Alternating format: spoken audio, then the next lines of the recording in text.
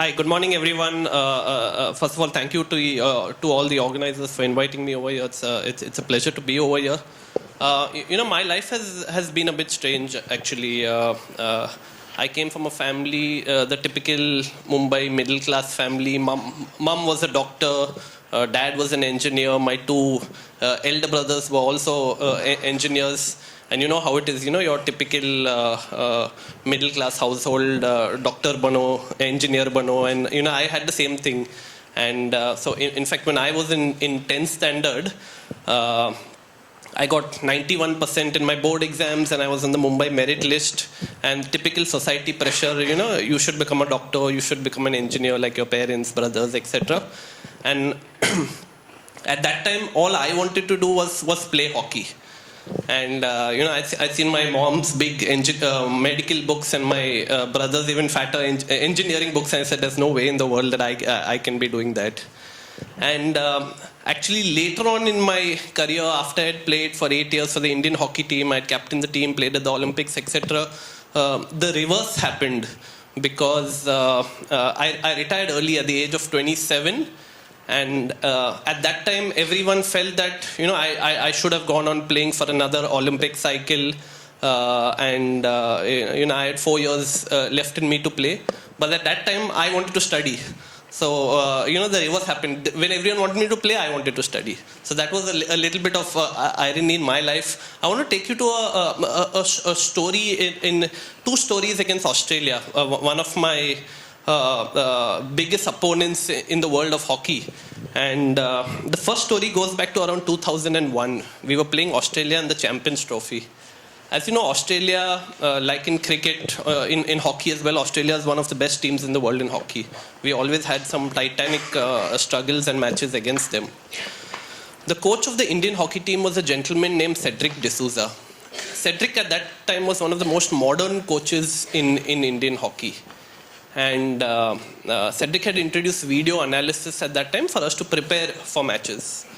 So we were supposed to play Australia the next day. The night before, we were all in Cedric's hotel room, huddled inside his dark room, watching the India-Australia match from the previous tournament.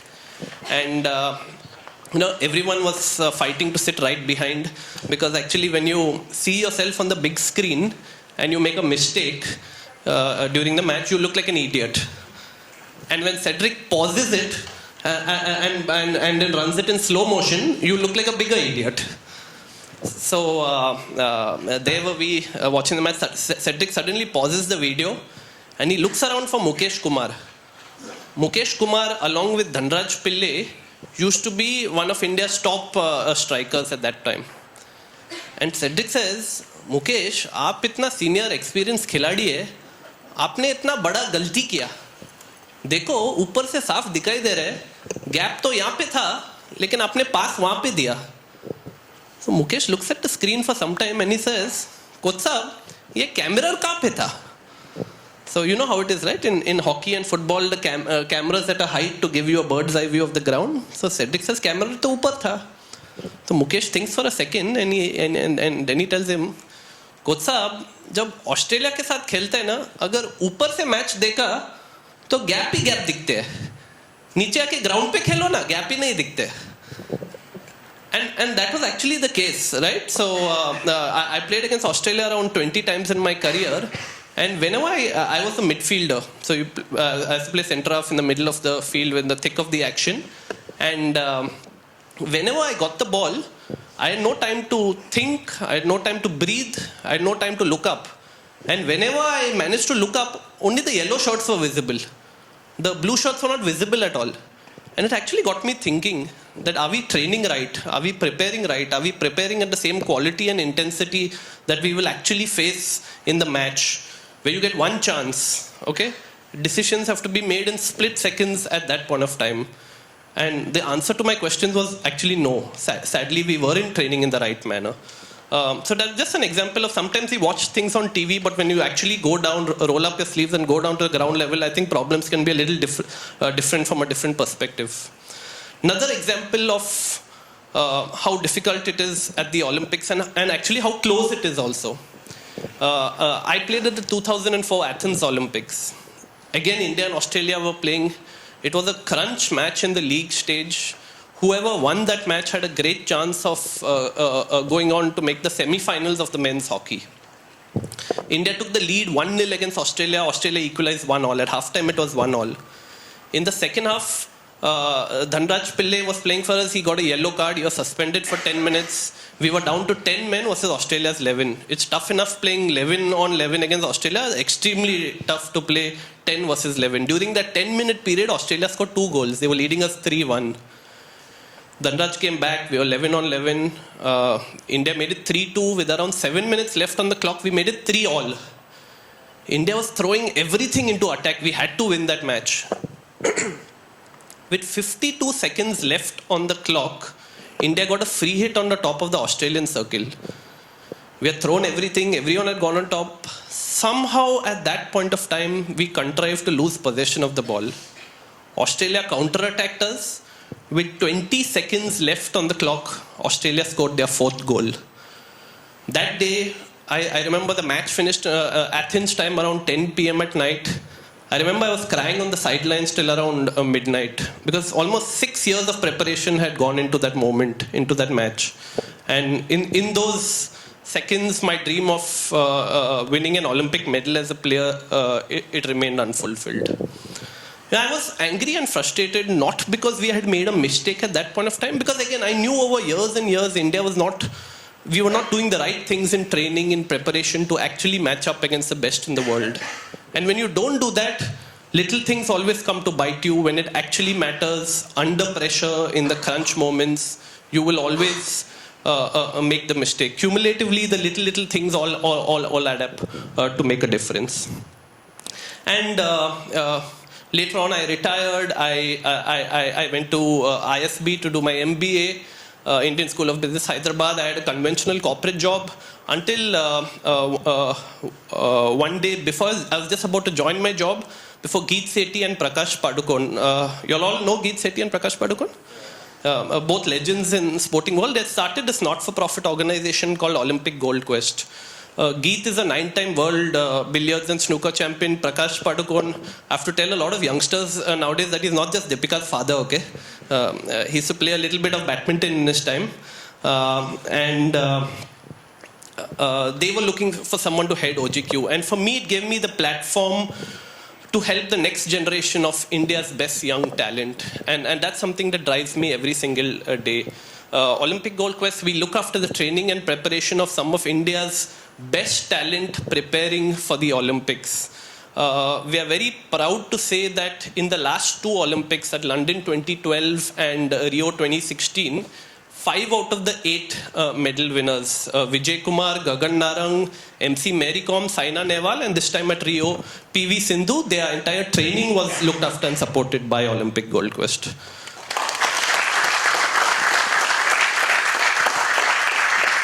In fact, PV Sindhu, we have been supporting her since she was 14 years old and ranked some 215 in the world. And it's been a 7-year-long journey to go to win that Olympic medal. And it's a journey that has had a lot of ups and downs. And the biggest challenge probably you would face in a sport like badminton is injuries that come to top players. And when you get injured, for example, even during my hockey my hockey playing career, I've fractured the fingers of my right hand. There are around 4 fingers that are fractured. I still can't bend my thumb properly from this joint because it was so badly fractured, but it didn't really affect my playing once it was okay. But because every time you get a fracture or something, you're generally out for 3 to 4 months. And that is the biggest time because from my own experience, again, you need to be with athletes. You need to really guide them and support them when they're down, when they're injured, when they're sick. That's the time when while in India, we tend to neglect those very athletes. Sindhu was 14 years when she picked up. Just 9 months before the Rio Olympics, she got a foot fracture. And at that point of time, we knew that she would be out for 3-4 months. She wouldn't be able to play a tournament for that time. She was danger in not qualifying for the Rio Olympics. But from that very day, the entire team, Gopi Chand, led by Gopi Chand, the coach, physio, trainer, the OGQ team, support staff, everyone put a time-bound program in place for her recovery, her rehabilitation, her strengthening, her return back to training, her return back to competition, and finally the Olympics itself. As I said, there was a fear that she would miss the Olympics because she lost a lot of ranking points, but eventually she didn't make it. Eventually she did make it, and it's great to see Indian athletes standing toe-to-toe against the best athletes in the world at the Olympics. We support currently 92 athletes across 8 individual Olympic sports. These are some of the best young talent across the country. They come from across from Jharkhand to Sikkim to Chhattisgarh. We got a young badminton player. His name is Lakshya Sen. OGQ started supporting him when he was 10 years old. He comes from a small district called Almora in Uttarakhand. At 10 years old, Prakash Padukone had told me that day, I remember around 5-6 years back, he said, Viren, if there's a young boy who can, if there's a boy who can go on to win an Olympic medal in badminton, it's going to be this boy. Just a couple of weeks back, he's 15 years now. Just a couple of weeks back, he became the world number 1 in junior badminton, which is under 19. So at the age of 15, he's become the world number 1. So this is the kind of players we want to be supporting. Players with fierce hunger and desire and drive to be the best in the world. Players who are ready to run through a brick wall every single day in training to make it at the highest level. And I think people always say that, you know, in Indian sport, politics bahut hai and facilities are bad, incentives are bad. I just want you to end with one small story again from a couple of small stories from my personal experience. When I retired from the Indian hockey team, I went to Germany to play. Sorry. I went to play club hockey in the Bundesliga. It's one of the strongest leagues in the world. Some of the best players in the world come to play over there. The captain of my team was the then captain of the German national team. He had won 2 World Cup gold medals. The youngest player in the team was a young German boy who was around 17 years old at that time. Most of the players in the team were German, with a sprinkling of players from across the world. Team meetings are mostly in German, but there's a translate in English where required, and generally the language of hockey among the hockey fraternity is universal. You tend to understand what's going on. I was fascinated to see that everyone in the team was given a chance to speak at the team meetings before matches, including that young 17-year-old kid. I remember when I was a young kid and I came into the Indian hockey team for the first time, I would only play when I was told to play, and I would others go sit down at the corner of the bench if I was made to sit down. I could never dare give my opinion, my thought on strategy, etc. I was even more fascinated to see that very often what that 17-year-old kid spoke about at the team meetings was actually very successfully implemented on the pitch during the match. And for me, that taught me 2 lessons. One, first of all, we have to have an opinion in the first place. And secondly, I think we really need to respect each other's opinion. In today's world, very few of us work in an isolated environment. All of us work in teams, and we really need to respect each other's opinion. And we need to understand that very often the best and most intelligent ideas can actually come from supposedly the weakest member of the team. Okay, that was one thing. Second and last, a little example from when I was 12 years old. I was this small, puny little kid, 4 feet nothing, and I used to go for these summer hockey coaching camps to the BHA hockey stadium at Churchgate. Excuse me. One day, one very senior coach, he caught me by the scruff of the neck, and he said, Viren, you're very talented, you're very skillful, blah, blah, blah, but you'll never ever play big hockey in your life. So I told him, sir, why do you say that I will never play big hockey in your life? So he said, no, you're just too weak. You're lacking in endurance, strength. I had a breathing problem, so my lung power is very weak. As you might be knowing, hockey today is all about power, strength, endurance. So, I went home very upset that day that this very senior coach had told me that I'll never make it in life. But the next day onwards, as soon as I crossed the white line of the hockey pitch, every single day I worked extra hard to either improve on my existing skills or to learn a new skill every day on the hockey pitch. I started going to the gym. I worked extremely hard on my strength, on my endurance, on my power. And exactly 12 years later, I captained the Indian hockey team for the first time ever.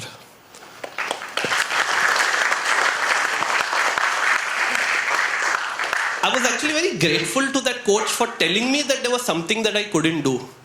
Maybe if he had to not tell me that day, maybe I wouldn't have worked as hard as I was supposed to work to reach where I was supposed to reach. So I just want to say that in life, I think whatever we choose to do in our respective field, the potential and possibilities are immense. For us at Olympic Gold Quest, we started it as a movement of some former players. We thought we would help a few of our fellow athletes. But what we really want to do is make it into a movement that can make the entire nation very proud. All of you all felt proud, right? When you all saw Sindhu playing against Marin and beating the best players in the world. And that's what we want to do. We want to make it into a movement that can make the entire nation really proud and give an equal opportunity to all our young, talented athletes to become the best in the world. I just want to say that when we walk out of that door today, many people in life will say that you can't do this and you can't do that. I just believe that if we put our heart, our soul, our mind, if we get the right team in place and we give it everything that we have, there's nothing that we can't do. Thank you very much. Thank you.